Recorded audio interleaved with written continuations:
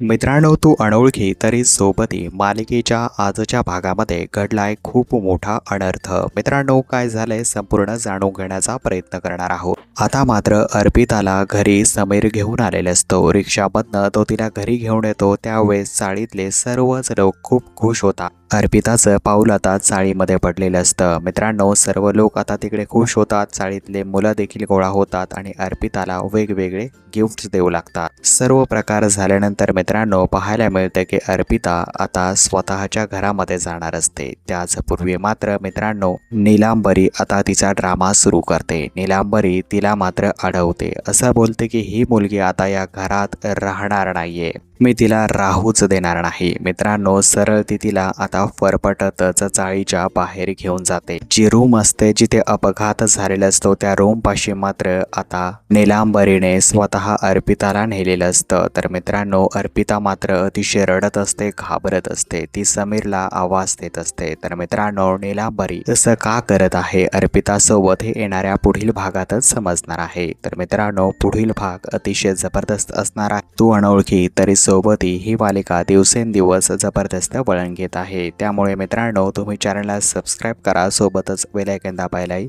विसरू नका मित्रांनो.